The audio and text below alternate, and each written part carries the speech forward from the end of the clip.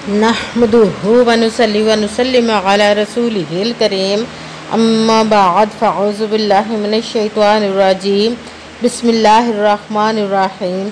मेरे मुअज़्ज़ज़ सामाईन इकराम, अस्सलामु अलैकुम व रहमतुल्लाहि व बरकातुहू। मैं अपने रब कायनात से ये दुआ करती हूँ कि मेरे जितने भी सुनने वाले हैं, रब कायनात सबको सेहतमंद, तंदुरुस्त और लंबी ज़िंदगी अता फरमाए। हम सब के हर मुश्किल और परेशानियों, तंगदस्तियों में मेरा रब कायनात हमारी मदद अता फरमाए। हमें ज़हनी, रूहानी, जिस्मानी अज़ियत और तकलीफ़ और बीमारियों से निजात अता फरमाए। हमें ज़हनी और रूहानी सुकून अता फरमाए। हमें बीमार दुनिया से बचाकर बीमार मदीना बनाए।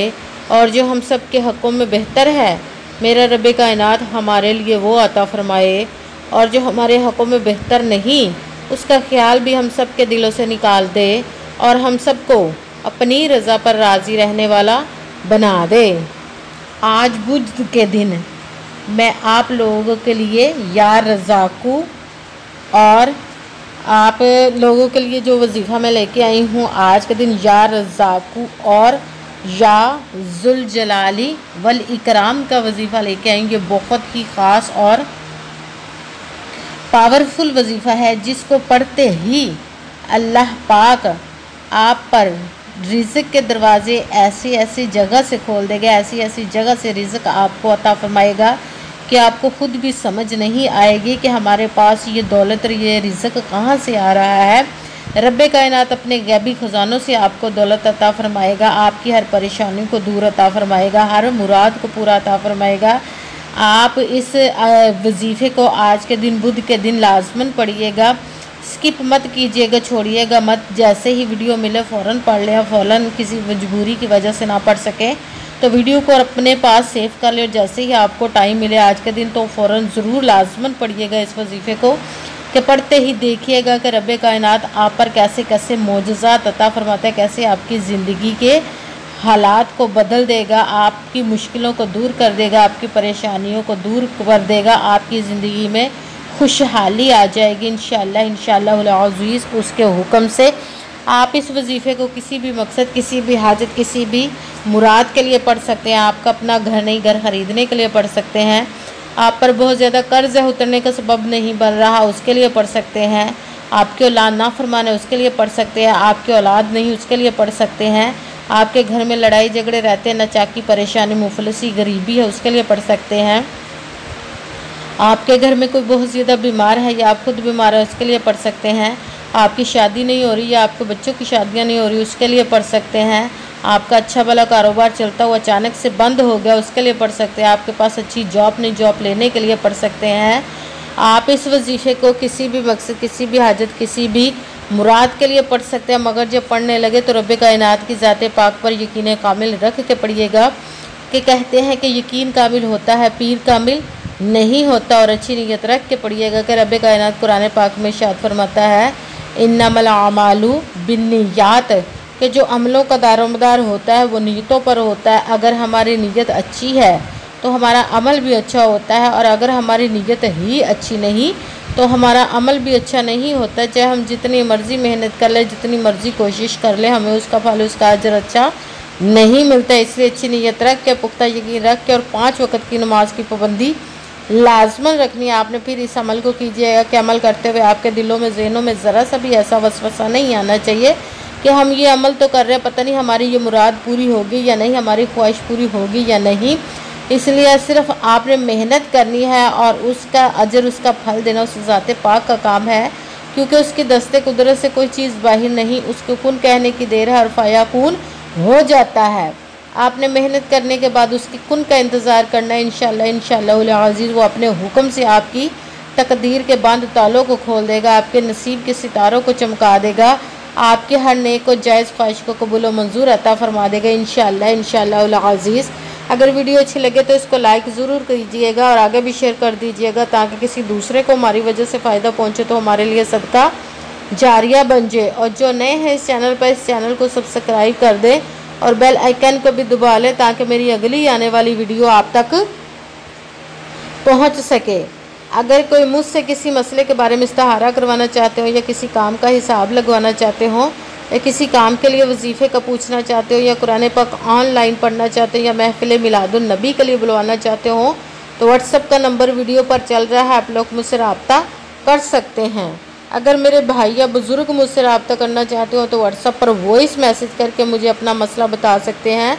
अगर बहनें या माएँ मुझसे रब्ता करना चाहती हो तो व्हाट्सएप पर वॉइस कॉल करके मुझसे बात कर सकती हैं, अपना मसला बता सकती हैं।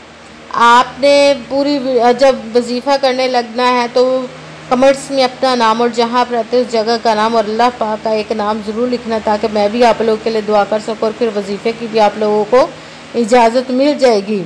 आपने पूरी वीडियो को ध्यान के साथ सुन के समझ के फिर वजीफ़े को करना है। ऐसा ना हो वीडियो को स्किप कर करके छोड़ के सुने और कोई बात रह जाए फिर आप वजीफ़ा करें और वो ठीक ना हो।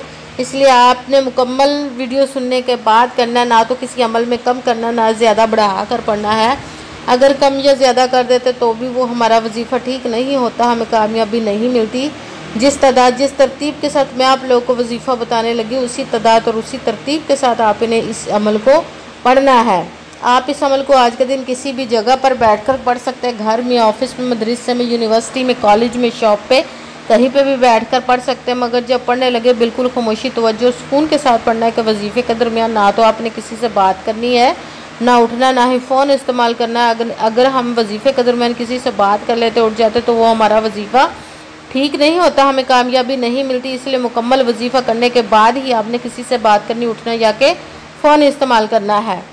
आप इस वजीफ़े को आज के दिन किसी भी वक्त पढ़ सकते हैं, किसी भी नमाज के साथ पढ़ सकते हैं, नमाज के अलावा भी पढ़ सकते हैं। अगर नमाज के साथ पढ़ रहे हैं तो नमाज मुकम्मल पढ़ने के बाद, दुआ मांगने के बाद आपने इस अमल को करना है। अगर नमाज के अलावा पढ़ रहे हैं तो आपने बावजू होकर एक जगह पर बैठ जाना है, बिल्कुल खामोशी तवज्जो सुकून के साथ। भी सबसे पहले एक मरतबा दरूद पाक पढ़ना है। कोई सा भी दरूद पाक पढ़ सकते हैं, मगर दरूद इब्राहिमी जो नमाज में पढ़ा जाता है वो वाला एक मरतबा दरूद पाक पढ़ ले तो ज़्यादा बेहतर है, वरना कोई सा भी दरूद पाक पढ़ सकते। दरूद पाक पढ़ने के बाद एक मरतबा आपने आऊज़ु बिल्लाहि मिनश्शैतानिर्रजीम बिस्मिल्लाहिर्रहमानिर्रहीम पढ़कर अपने मकसद की नीयत कर लेनी है, जिस मकसद, जिस हाजत के लिए आप इस वजीफ़े को पढ़ने लगे हैं। फिर सबसे पहले नंबर पर जो वजीफ़ा पढ़ना है वो है अल्लाहु अकबर, अल्लाहु अकबर, अल्लाहु अकबर, अल्लाहु अकबर।